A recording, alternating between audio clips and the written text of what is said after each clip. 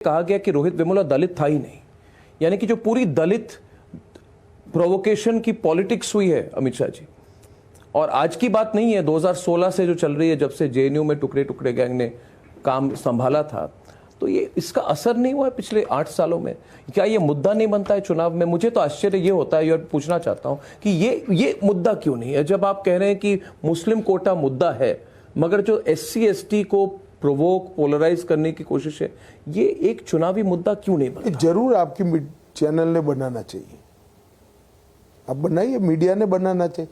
हमने तो बनाई। रोहित वेमुला को भी मुद्दा तो आप लोगों ने ही बनाया था। मैंने नहीं बनाया था। मैंने तो मतलब मैं मीडिया की बात कर रहा हूं, तो इसकी स्पष्टता भी करनी चाहिए।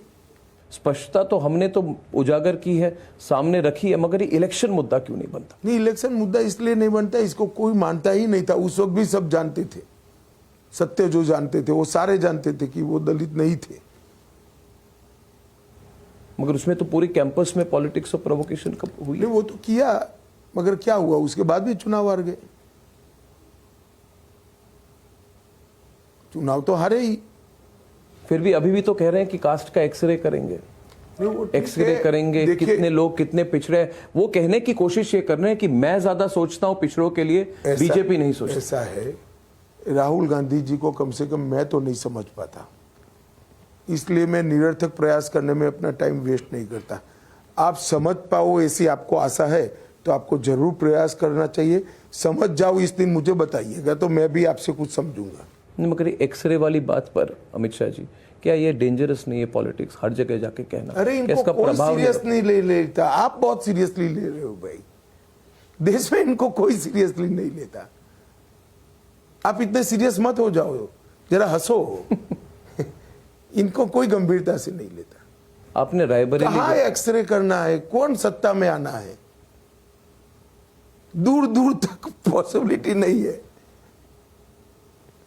अब इनकी जो सोच है, मैं उस पर आपकी राय मांग रहा हूं। इनकी सोच है कि देखिए, बीजेपी को 273 की जरूरत है, हमें 273 की जरूरत नहीं है, हमें 80-100 किसी तरह से मिल जाए। उसके बाद anti Modi, anti BJP sentiment इतनी जोर पकड़ चुकी है, और इतने लोग ये मानते हैं कि अगर मोदी जी तीसरी बार आ जाए तो उनका रहना मुश्किल हो जाएगा, कि सारे पार्टीज हमारे साथ आ जाएंगी।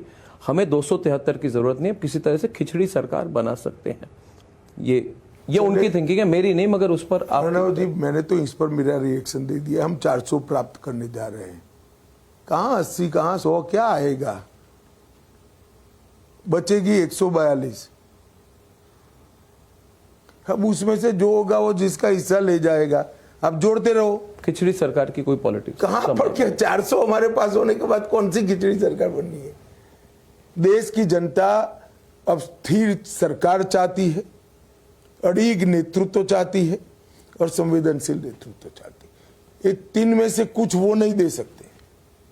आप इतने बड़े पत्रकार हो, हर पार्टी के नेताओं का इंटरव्यू, उनको जरा अपने नेता का नाम तो पूछिए। इनके एक नेता ने बता दिया हम बारी बारी 1-1 साल बनेंगे। ये परचूरण की दुकान है क्या देश? ऐसे देश नहीं चलता भाई। इस देश को एक अनुभवी, मंजाउआ, संवेदनशील और अड़िग नेतृत्व चाहिए, जो आज के राजनीतिक परिदृश्य में तो नरेंद्र मोदी जी ही दिखाई पड़ते हैं। इसका और कोई ऑप्शन नहीं है।